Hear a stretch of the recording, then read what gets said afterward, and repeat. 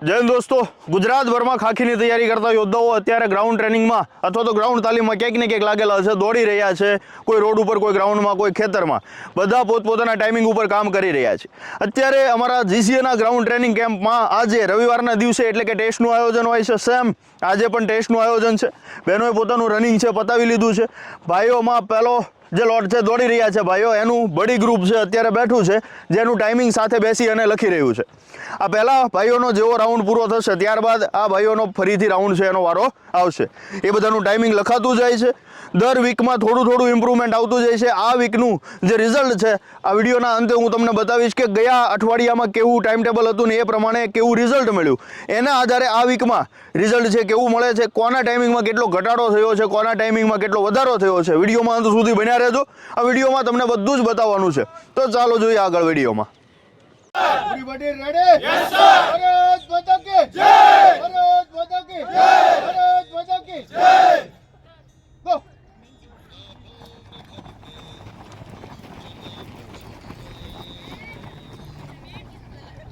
તો ફાઇનલી આ યોદ્ધાઓનો પહેલો રાઉન્ડ છે ચાલુ થઈ ગયો છે.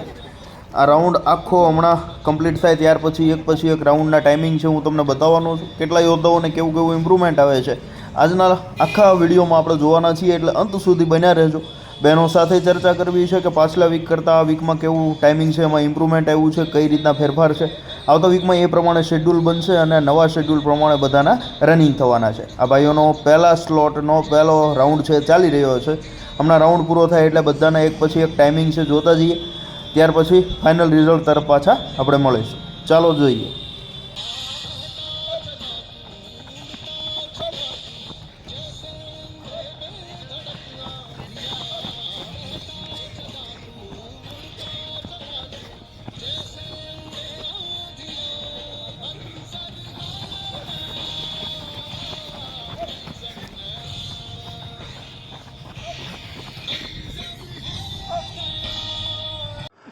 તો દોસ્તો આ ભાઈઓનો ત્રીજો રાઉન્ડ ચાલી રહ્યો છે. આ ત્રીજા રાઉન્ડના સૌથી આગળના ભાઈઓ છે એનું રનિંગ ચાલી રહ્યું છે. આ પાછળ બીજા ભાઈઓ આવી રહ્યા છે અને અહીંયા એમના બડી પાર્ટનર છે લખી રહ્યા છે. આ આગળવાળું ગ્રુપ ગયું એનું કોણ લખે છે ભાઈ? ઊંચો વાત કરો આગળવાળા ગ્રુપનું. આ કેટલાનો ટાઈમિંગ છે? આ 6 મિનિટ અને 3 સેકન્ડ. આમાં 3 રાઉન્ડ એના કમ્પ્લીટ થઈ ગયા છે. લાવો ચોપડો બતાવો. આમાં કેમ બે જ લખ્યા છે? પછી ફરી વખત લખવાના બાકી છે. ઓકે ચાલો નેક્સ્ટ. બીજા કોણે 3 રાઉન્ડ કોણે પૂરા લખી લીધા છે? ઓકે આ છે મહેશભાઈનું પહેલો રાઉન્ડ 1:46, બીજો 3:42, ત્રીજો 5:38. એટલે એવરેજ એવું કહી શકાય 1.5-2 મિનિટની એવરેજથી એ ભાઈ છે રનિંગ કરી રહ્યા છે. આ ભાઈઓ બધા છે એમનું ટાઈમિંગ છે લખી રહ્યા છે. આ ત્રીજા રાઉન્ડના ભાઈઓ છે દોડી રહ્યા છે. પાછળ બહેનોને તમે જોઈ શકો છો, એણે પોતાનું રનિંગ છે કમ્પ્લીટ કરી લીધું છે. મોટાભાગના બહેનોને ટાઈમિંગ છે અત્યારે આવી જાય છે. પાછલા વીક કરતાં ટાઈમિંગમાં છે ઘટાડો પણ ઘણો જોવા મળ્યો. ટૂંકમાં રેગ્યુલર છે રનિંગ ચાલુ રાખશો એટલે ટાઈમિંગ છે ઘટશે અને ઘટશે. ચાલો નેક્સ્ટ હવે તમને ચોથા રાઉન્ડમાં છે ટાઈમિંગ બતાવીશ.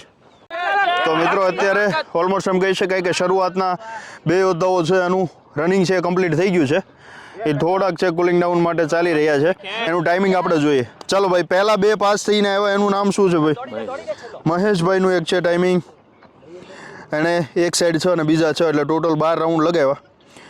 23:10માં આવ્યું ટોટલ. એનું ટાઈમિંગ છે 23:10 આવ્યું કે જેનું ટાઈમિંગ છે કમ્પ્લીટ થઈ ગયું છે. બીજા ભાઈઓ છે દોડી રહ્યા છે. હમણાં મહેશભાઈને એને મળીને આપણે વાત કરીએ કે એને પહેલાં ટાઈમિંગ કેટલું આવતું હતું ને 1 મહિનામાં કેટલું ઇમ્પ્રુવમેન્ટ થયું, અને હજી જે યોદ્ધાઓને ટાઈમિંગ નથી આવતું અથવા તો જે કટ ટુ કટ ચાલે છે એને ટાઈમિંગ ઘટાડવા માટે શું કામ કરવાની જરૂર છે એની ચર્ચાઓ કરીએ. યોદ્ધાઓ છે બીજી પાર્ટીનો પહેલો રાઉન્ડ છે ખતમ કરી રહ્યા છે. આના પહેલાં જે પાર્ટી દોડી રહી હતી એ પાર્ટી આખી અત્યારે બેઠી છે, જેની દરેકની પાસે પોતાનું ખુદનું ટાઈમિંગ છે અહીંયા રહેલું છે. જેણે હમણાં ટાઈમિંગ સાથે રનિંગ છે પૂરું કર્યું. ચાલો અલ્પેશભાઈ, શું ટાઈમિંગ આવ્યું? મારે 25:55. 25:55. પાછલા વીકમાં કેટલું હતું? મારે 27 હતું. કેટલું ઇમ્પ્રૂવ થયું? 1.5 મિનિટનો ગેપ આવ્યો. રાઈટ. ભારિયાભાઈ, શું ટાઈમિંગ આવ્યું? 23. લાવો બતાવો. ચાલો 23 ટાઈમિંગ છે આવેલો છે. પાછલા વીકમાં કેટલો આવ્યો હતો? 22:55. તો 5 સેકન્ડનો વધારો થયો, મતલબ હજી ધ્યાન આપણે આપવાનું છે, 22ની અંદર જ રાખવાનું, રાઈટ? શું નામ છે? હીરાલાલ ગુજ્જર. હીરાલાલ ગુજ્જર. શું ટાઈમિંગ આવ્યો? 23 મિનિટ. લાવો બતાવો. આ એમના 12 રાઉન્ડ છે અને 23 મિનિટનો ટાઈમિંગ આવ્યો. આ બંને ભાઈ છે એકબીજાની સાથે દોડતા હતા. પાછલા વીકમાં શું ટાઈમિંગ આવ્યો હતો? 23:20. એટલે 20 સેકન્ડ છે તમે ઘટાડી છે. આ ભાઈને થોડીક સેકન્ડો છે વધી છે. સરસ, ગુડ. ચાલો પ્રદીપ, શું આવ્યું ટાઈમિંગ? 24:57. એટલે કટ ટુ કટ 25 મિનિટ આવી. પાછલા વીકમાં કેટલી આવી હતી? 24:30. એટલે આ વખતે વધી. શું કારણથી વધી ગઈ? પગ ઉપડ્યા નહીં. પરીક્ષામાં પગ નહીં ઉપડે ભેગું થશે? ટાઈમિંગ ઘટાડવા ઉપર કામ કરવાનું છે. ઓકે, ચાલો. તો આ જે પૂરી પાર્ટી છે એ દોડીને બેઠી છે. જેણે પોતાનું ટાઈમિંગ જોયું છે, એના પાર્ટનર જે લખતા હતા એ અત્યારે દોડી રહ્યા છે. એના અંદાજિત આ બીજો ત્રીજો રાઉન્ડ છે એ ચાલી રહ્યો છે. એક રાઉન્ડ તો હમણાં કમ્પ્લીટ થઈ ગયો હતો. અમુક સેકન્ડોના ફેરફાર સાથે પાસ પણ થઈ જવાય, નપાસ પણ થવાય. એટલે ફોકસ છે આપણું એ અમુક સેકન્ડો છે એને પકડી રાખવાનું ને એમાં ઘટાડો કરવાનું છે, એના ઉપર ફોકસ હોવું જોઈએ. ચાલો, આ બધા યોદ્ધાઓનું રનિંગ પૂરું થાય એટલે એનું ટાઈમિંગ પણ તમને ઓવરઓલ એવરેજ બતાવીશ. એટલે આમાં બધા યોદ્ધાઓ છે, પાસ થવાવાળા પણ છે, જેનું ટાઈમિંગ છે કટ ટુ કટ આવે છે એવા યોદ્ધાઓ પણ છે, અને જેને ટાઈમિંગ નથી આવતું એના ટાઈમિંગ ઉપર કામ પણ શરૂ છે. કોઈકને વચ્ચે ઇન્જરી આવી હોય તો એના કારણે વચ્ચે રેસ્ટ લીધો હોય 2-3 દિવસનો, તો એના કારણે પણ ટાઈમિંગ છે એ થોડો ઘણો વધ્યો હોય. પણ ઓન એન એવરેજ છે બધાનો ટાઈમિંગ છે પહેલાં કરતાં કેવો થતો જાય છે? ઘટતો જાય છે. ચાલો જોઈએ નેક્સ્ટ રાઉન્ડમાં. આ બીજા ગ્રુપમાંથી ભાઈઓને 6-7મો રાઉન્ડ એવરેજ છે ચાલી રહ્યો છે. આ એમના પાર્ટનરો છે લખી રહ્યા છે ટાઈમિંગ.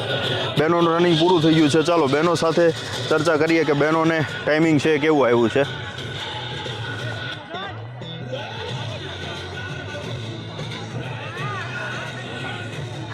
ચાલો બહેનો, ટાઈમિંગ એવરેજ ઓછું આવ્યું હોય ગઈ વખત કરતાં એવા કેટલા ઊંચો હાથ કરો જોઈએ? ઓકે, મોટા ભાગના બહેનોને ટાઈમિંગ ઘટ્યું છે. તમારે લાસ્ટ વીકમાં કેટલું હતું બેન ટાઈમિંગ? 9:22. આ વખતે કેટલું આવ્યું?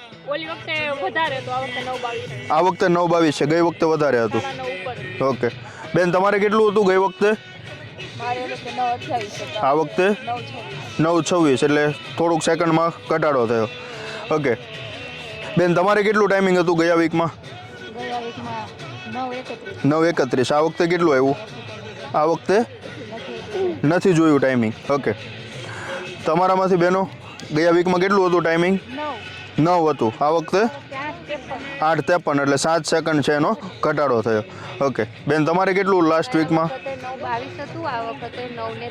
9:22 હતું. આ વખતે 9:13. ઓકે, મતલબ 7-8 સેકન્ડ છે એનો ઘટાડો થયો. બેન, તમારે ગયા વખતે 15 મિનિટ થઈ હતી, આ વખતે 12 મિનિટ. એટલે 3 મિનિટ છે વીકમાં ઘટી છે. એટલે હજી મહેનત કરશું તો ઇમ્પ્રૂવ થશે.